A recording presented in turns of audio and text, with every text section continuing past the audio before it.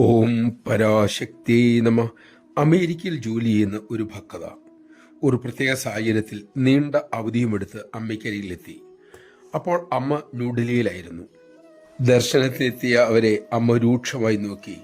ഭക്ത ഭയന്ന് വിറച്ചുപോയി. അമ്മ തിരികെ, നീ ജോലി വേണ്ടെന്ന് വെച്ചോ? എല്ലാം ഇട്ടിട്ട് പോന്നാൽ വീട്ടിലവിടെ ആരുണ്ട്? ജോലി കളഞ്ഞില്ല അമ്മേ എന്ന് പറഞ്ഞപ്പോൾ അമ്മ ഉടൻ പ്രതികരിച്ചു, കഴിയും വേഗം തിരിച്ചു പോവുക. ദുഃഖം തോന്നിയെങ്കിലും മടങ്ങാൻ തീരുമാനിച്ചു. നീണ്ട അവധിയുമായി വന്നിട്ട് പെട്ടെന്ന് പോകാൻ വിഷമമുണ്ടായിരുന്നു. അമ്മയുടെ ടൂറെല്ലാം കഴിഞ്ഞ ശേഷം അവർ തിരിച്ച് യാത്രയായി. തിരിച്ചുള്ള യാത്രയിൽ യാദൃശ്ചികമായി മാതൃവാണി കയ്യിൽ കിട്ടി. അവർ അത് തുറന്നു നോക്കി. അതിൽ അമ്മയുടെ വരികൾ ഇങ്ങനെയായിരുന്നു: ഏത് ജോലിയാണെങ്കിലും എവിടെയാണെങ്കിലും ആ പ്രവൃത്തി ഈശ്വരചിന്തയോടെ ചെയ്യണം. അപ്പോൾ അത് പൂജയായി മാറും മക്കളെ. ഈശ്വര സേവയ്ക്കായി സാഹചര്യങ്ങൾ മാറാൻ നോക്കണ്ട, മാറ്റാനും നോക്കണ്ട. എവിടെയാണോ ഈശ്വരൻ ഇപ്പോൾ നിങ്ങളെ നിർത്തിയിരിക്കുന്നത് അവിടെ നിന്ന് തന്നെ അത് ചെയ്യുക, ആരംഭിക്കുക.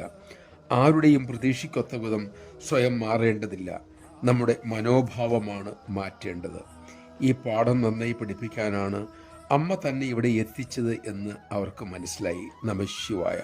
നമ്മുടെ ജീവിതത്തിൽ ഉണ്ടാകുന്ന ഓരോ സാഹചര്യവും അമ്മ അറിഞ്ഞുകൊണ്ട് തന്നെയാണ് ഉണ്ടായിട്ടുള്ളത്. അത് ഉറച്ചു വിശ്വസിക്കാൻ നമുക്ക് സാധിക്കണം. അതുകൊണ്ട് തന്നെ അമ്മയുടെ ഉപദേശങ്ങൾ അനുസരിച്ച് ജീവിക്കുക.